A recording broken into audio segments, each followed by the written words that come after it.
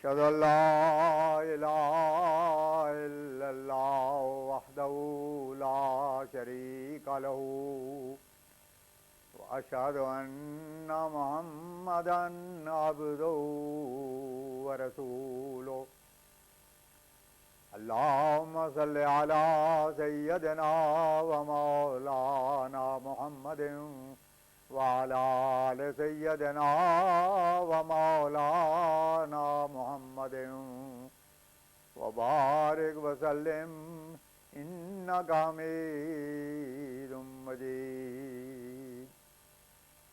خاتم الانبیاء حضرت محمد مصطفیٰ احمد مجتبیٰ صلی اللہ علیہ وسلم کے غلام اور ہمارے امام بانی جماعت احمدیہ مسیح موعود و مہدی مسعود علیہ السلام کے ایمان افروز اور روح پرور ملفوظات۔ 14 اکتوبر سن 1900 صبح کی سیر کے وقت حضرت اقدس نے ارشاد فرمایا، آدم علیہ السلام عصر کے وقت چھٹے دن پیدا ہوئے تھے۔ اس وقت مشتری کا دورہ ختم ہو کر ظہر کا شروع ہونے والا تھا۔ چونکہ ظہر کی تاثیرات خون ریزی اور صفاقی ہیں، اس لیے ملائکہ نے اس خیال سے کہ یہ ظہر کی تاثیرات کے اندر پیدا ہوگا یہ کہا تجعل فیہا من یفسد فیہا، البقرہ آیت 31۔ اور یہ قاعدے کی بات ہے کہ جس طرح انسان عرضی تاثیرات اور بوٹیوں کے خواص سے واقف ہوتا ہے، اسی طرح پر آسمانی مخلوق آسمانی تاثیرات سے باخبر ہوتی ہے۔ پھر حضور نے فرمایا، ایاک نعبدو میں جہاں الرب الرحمن الرحیم مالک یوم الدین کے حسن و احسان کی طرف تاریخ ہوتی ہے، وہاں انسان کی عاجزی اور بے کسی بھی ساتھ ہی محرک ہوتی ہے، اور وہ ایاک نستعین کہہ اٹھتا ہے۔ بہترین دعا وہ ہوتی ہے جو تمام خیروں کی جامع ہو اور مانے ہو تمام مضرات کی۔ اس لیے انعمت علیہم کی دعا میں حضرت آدم سے لے کر حضرت صلی اللہ علیہ وسلم کے زمانے تک کے کل منعم علیہم لوگوں کے انعامات کے حصول کی دعا ہے، اور غیر المغضوب علیہم ولا الضالین میں ہر قسم کی مضرتوں سے بچنے کی دعا ہے۔ فرمایا، اسلام کی نسبت جو کہتے ہیں کہ تلوار سے پھیلا ہے، یہ بالکل غلط ہے۔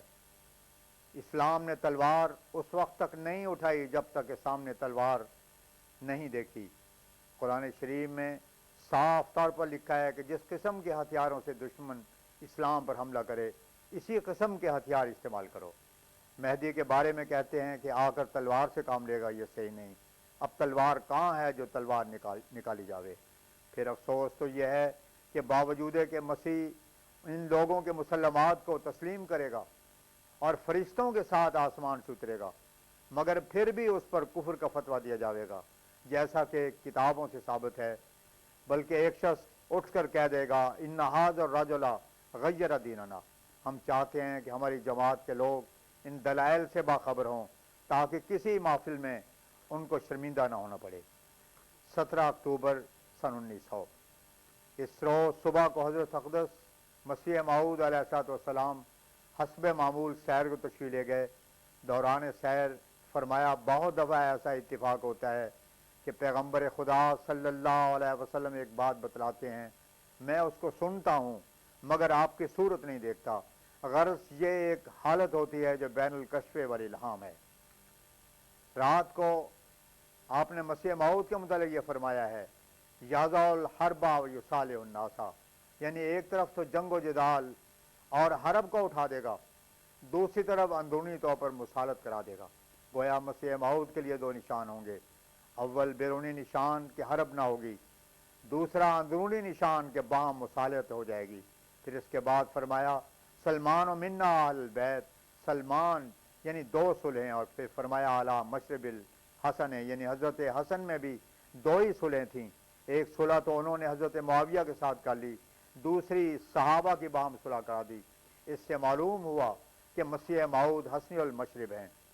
حج الکرامہ میں نواب صدیق حسن خان صاحب نے لکھا ہے کہ بعض روایتوں میں آیا ہے کہ مہدی حسنی ہوگا، اس کے بعد فرمایا حسن کا دودھ پیے گا۔ جو لوگ کہتے ہیں کہ مہدی آپ کی آل میں سے ہوگا، یہ مسئلہ اس الہام سے حل ہو گیا، اور مسیح موعود کا جو مادی بھی ہے کام بھی معلوم ہو گیا. بس جو لوگ کہتے ہیں کہ وہ آتے ہی تلوار چلائے گا اور کافروں کو قتل کرے گا چھوٹے ہیں. اصل بات یہی ہے جو الہام میں بتلائی گئی ہے کہ وہ 2 صلحوں کا وارث ہوگا، یعنی بیرونی طور پر بھی صلح کرے گا اور اندرونی طور پر بھی مصالحت ہی کرا دے گا. اور آل کا لفظ اپنے اندر ایک حقیقت رکھتا ہے، اور وہ یہ ہے کہ آل چونکہ وارث ہوتی ہے، اس لیے انبیاء علیہ السلام کے وارث یا آل وہ لوگ ہوتے ہیں جو ان کے علوم کے روحانی وارث ہوں. اسی واسطے کہا گیا ہے کل تقین و نقین عالی. حضرت مسیح پاک فرماتے ہیں فرما چکا ہے سید کونین مصطفیٰ، عیسیٰ مسیح جنگوں کا کر دے گا التوا. ہم اپنا فرض دوست ہو اب کر چکے ادا، اب بھی اگر نہ سمجھو تو سمجھائے گا خدا. وآخر دعوانا ان الحمدللہ رب العالمین.